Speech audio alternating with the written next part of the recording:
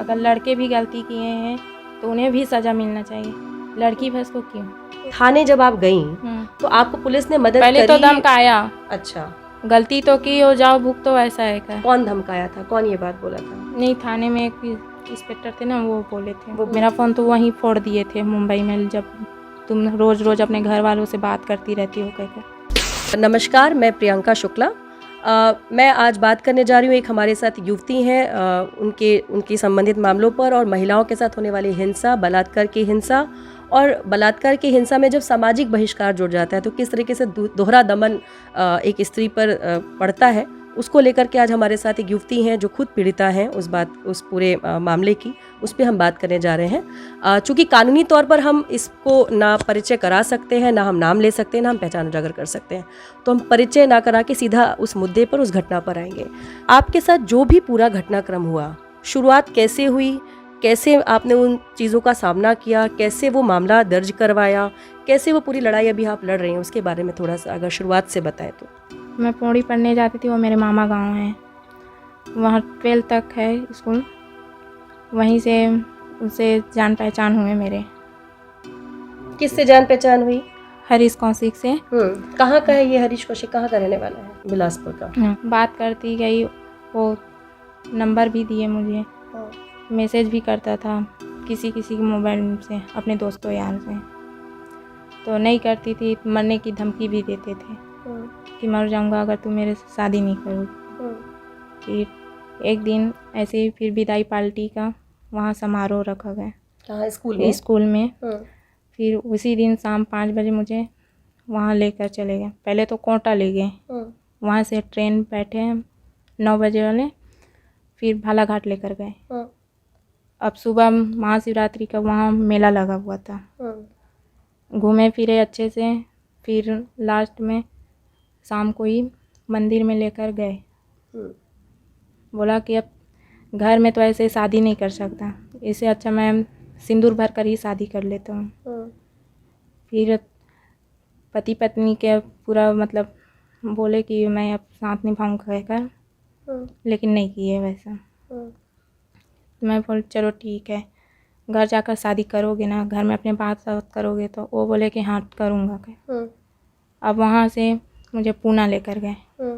पुणे में 3 महीने अच्छे से मेरे साथ रहते थे, अपना वो काम वाम करते थे, मैं भी काम में जाऊंगी बोलती थी तो मेरे को क्या काम करते थे वो अपना टाइल्स पत्थर लगाते थे, कहीं आने जाने भी नहीं देते थे वो हरीश कौशिक। फिर बाद में एक वहीं का महिला को मैं बताई कि मेरे साथ ऐसा वैसा जुर्म होता है, ऐसा है क्या, मारना पीटना, मैं कुछ गलती भी नहीं करती हूँ फिर भी ड्रिंक कर कर मारता पीटता है। लॉकडाउन का स्थिति आ गया, हमें वहाँ ट्रेन व्रेन भी नहीं मिला, बहुत कोशिश की है छत्तीसगढ़ आने के लिए। 28 अगस्त को फिर वो टिकट कटवाए, फिर मेरे को यहाँ लेकर आए छत्तीसगढ़।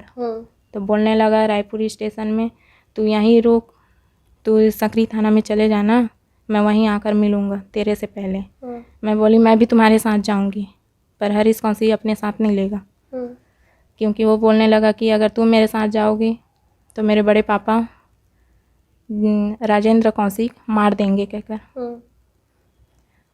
मैं बोल चलो ठीक है, मैं तुम वापस आना चाहते हो तो मैं कुछ नहीं कहूँगी कह। वहीं ट्रेन पर मतलब चिल्लाने और लड़ाई करने लगे। कहाँ की बात है ये जो आप? रायपुर स्टेशन। रायपुर स्टेशन। हाँ। फिर क्या हुआ? फिर वो उतर गए। फिर शाम को अपने पापा को फ़ोन किए कि मैं अब आ रहा हूँ कहकर, तो उत्तरी में वो साथ में था, तो पूछे कि वो कहाँ है सहकर हरीश कौशिक को, तो मैं बोले पीछे वाले डिब्बे में बैठा है। फिर मुझे बाद में मालूम पड़ा कि वो निकल गया है, तो वो तो बोले थे वापस आऊँगा कहकर, अब अभी तक आया मतलब नहीं है। आपको ये था कि वो पीछे डिब्बे में बैठा है, लेकिन जब आप देखने गए तो वो नहीं था, वो निकल चुका था। तो आपको अकेला छोड़ के चला गया और बिना बताए। फिर क्या हुआ? फिर उसके बाद फ़ोन ऑन किए, फ़ोन अपना स्विच ऑफ ही रखता, फ़ोन ही नहीं था। फ़ोन था नहीं, मतलब दूसरे के फ़ोन से कॉल की। मेरा फ़ोन तो वहीं फोड़ दिए थे मुंबई में, जब तुम रोज़ रोज़ अपने घर वालों से बात करती रहती हो कहकर।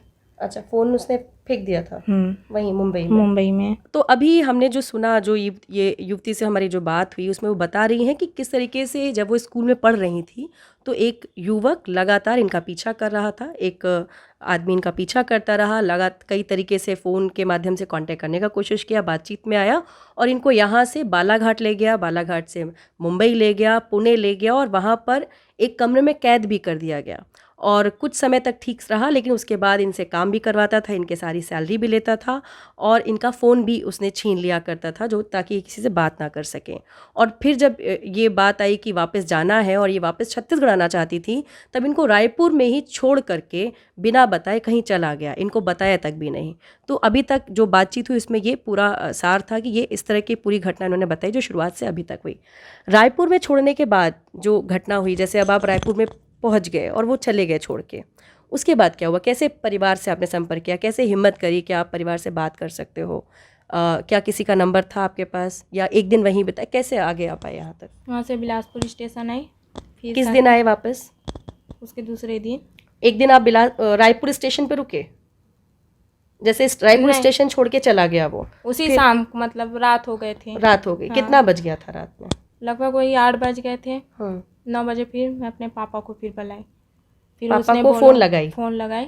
फिर वो बोले कि कंप्लेंट दर्ज करवाओ जब छोड़कर चले गए कहकर। तो नहीं, वो आएंगे कहकर। तब भी मेरा विश्वास था। 2 दिन वहीं मतलब थाने में थी। इसे हाँ बिलासपुर आई। बिलासपुर आए। फिर मेरे पापा फिर दूसरे दिन आकर फिर मुझे वहाँ कोटा में अपने एक दोस्त के घर में रखे। दोस्त के घर में रखे? हाँ। दोस्त के घर में क्यों? घर क्यों नहीं ले जा सके? क्योंकि वहाँ समाज रीति रिवाज मतलब समाज वाले बोल देंगे ऐसा है कर। तब जिस दिन पापा आपको ले गए दोस्त के घर, उसी दिन कंप्लेन दर्ज हुआ या बाद में दर्ज हुआ? बाद में हुआ। बाद में दर्ज क्योंकि हुआ। जो वहाँ का सकरी का जो बड़े सर था ना ईटीआई, वो नहीं था। 15 दिन के लिए वो थोड़ा बाहर गए थे। अच्छा। हाँ। तो ये एक चीज़ जो आप बताना चाह रही, जितना मुझे समझ में आया बातचीत में, कि लगातार हरीश कौशिक जो आपके मामले में आरोपी है वो लगातार अपने घर में बात करता था। किससे बात करता था? कोई जानकारी कौन है उनकी फैमिली में जिनसे वो बात करता था और आपको बात करने से मना करता था? सबसे ज़्यादा अपने वाइफ से बात करता था वो। तो ये बात आपको पता थी कि वो शादीशुदा है, उसकी वाइफ है, बच्चे हैं? बच्चे को पता नहीं था, बाद में मालूम पड़ा। अच्छा। फ़ोन में बात करते गए। एक दिन रिकॉर्डिंग भी हुआ था। तो मैं बोली कि किसका रिकॉर्डिंग है ऐसा है का? तो ये मेरी बहन। और शादी के बारे में कोई बात पता थी आपको शुरू में जब इस तरह से चीज़ें हुई, जब वो पीछा करता था? नहीं। कब पता चला? वहाँ पूना में जब बात होते थे उनका। अच्छा। तो मतलब जब आप यहाँ से जब आपको लेके गया है वो, उसके बाद आपको वहाँ पता चला कि वो शादीशुदा है? अच्छा। फिर वहाँ से आप यहाँ आए, आपने कंप्लेन किया, बिलासपुर पहुँचे? नहीं, थाने में एक इंस्पेक्टर थे ना, वो बोले थे। वो बोले क्या बोले थे? कि जाओ, मरने के लिए तो गई थी, जाओ मरो। जब छोड़ कर गए तो अब यहाँ आ रहे हो मरने के लिए ऐसा। थाने में कितना दिन लगा कंप्लेन दर्ज करने में? जब आप गए थाने बने कितने दिन में? जैसे आज आप बिलासपुर पहुँच गए तो बिलासपुर पहुँचने के कितने दिन बाद? 10-12 दिन लग गए थे कंप्लेंट करने में। 10-12 दिन लग गए थे। और पुलिस इस तरीके से आपको कह रही थी कि गलती आपकी है? हाँ, मेरे पापा रोज जाते थे थाना। आप भी साथ जाते थे? नहीं, मुझे नहीं लेकर जाते थे। और आप कहाँ थे उस वक्त? उस वक्त कोटा में थी मैं। कोटा में पापा के दोस्त के घर पे? दोस्त के घर। उसके बाद कोटा में रहने के बाद कहीं और दूसरी जगह रहने नहीं गए? दूसरी जगह यहीं रामायण चौक अपने मामा के घर आई। मामा के घर आई। तो अभी आप वहीं पे रह रहे हो, रामायण चौक पे मामा के घर पे रह रहे हो? नहीं, अब एक कहीं और थर्ड जगह पे रह रहे हो। पहले आप वापस बिलासपुर आए, आपने कंप्लेन दर्ज करने में आपको 12 दिन का वक्त लग गया। जब आप अपने पापा के दोस्त के घर पे रही, आप घर नहीं जा सकी, राइट? उसके बाद फिर आप अपने पापा के दोस्त के घर से मामा के घर पे आए। उसके बाद आप मामा के घर पे भी नहीं रह पा के किसी तीसरी जगह पर रह रहे हो। तो ये जो 3 जगह आपने बदली, घर क्यों नहीं गए? क्या घर में सपोर्ट नहीं कर रहे हैं? क्या नहीं, घर वाले सब सपोर्ट कर रहे हैं, पर वही समाज को लेकर ना थोड़ा सा।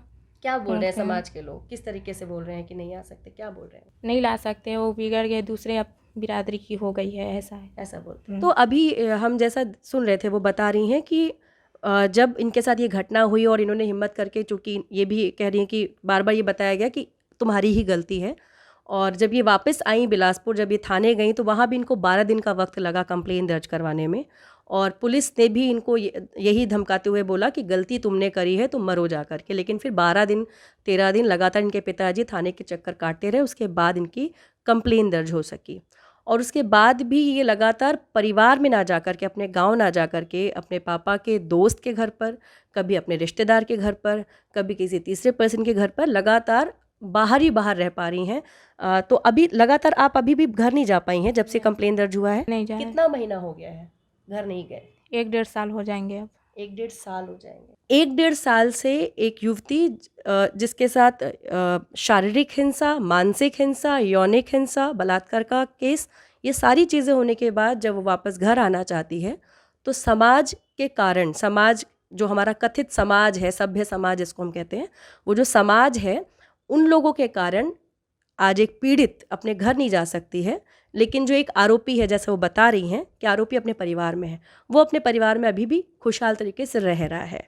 इस पूरी घटना में आपके अपने मन में कोई सवाल नहीं उठते हैं? इस पूरी घटना से, जिस तरह से आप अपने घर नहीं जा पा रही हैं, 1.5 साल का वक्त बीत चुका है, अपने घर से दूर हैं, जबकि बहुत दूर नहीं है आपका घर, उसके बाद भी नहीं जा पाई, तो कुछ सवाल जो आपको लगता है कि समाज से करना चाहिए, वो क्या सवाल है आपके मन में? खास करके लड़कियों के साथ भेदभाव। लड़कों को तो अपने समाज में ला रहे हैं और रह भी रहे हैं अपने खुशी खुशी अपने परिवार के साथ, पर लड़कियां क्यों नहीं रहती? तो मैं ये कहना चाहती हूँ कि अगर लड़के भी गलती किए हैं तो उन्हें भी सज़ा मिलना चाहिए, लड़की बस को क्यों? तो सवाल, जितना मैं समझ पा रही हूँ, जितना आप भी सुन रहे हैं, कि वो कह रही हैं कि सवाल ये कर रही हैं कि गलती अगर लड़का करता है तो उसको सज़ा ना देकर के लड़की को केवल सज़ा क्यों मिल रही है? मतलब क्योंकि एक तरह की सज़ा ही है, जब 1.5 साल तक इस तरह का पूरा घटनाक्रम से निकलने के बाद भी उसको आज भी एक मेंटल ट्रॉमा में जीना पड़ रहा है, समाज के लोग स्वीकार नहीं कर रहे हैं। तो एक पूरी घटना जिसने पूरे जीवन को ही तबाह करके एक तरह से रख रखा है एक युवती के, कि जिसमें वो आज अपने घर नहीं जा सकती, वो उसने कंप्लेन कराने की कोशिश की तो 13 दिन लग गए, वो अपने भाई बहन से जो अच्छे रिश्ते, जिस वक्त इस युवती को साथ की ज़रूरत थी, उस वक्त उसको एक के बाद एक कई प्रहार झेलने पड़े।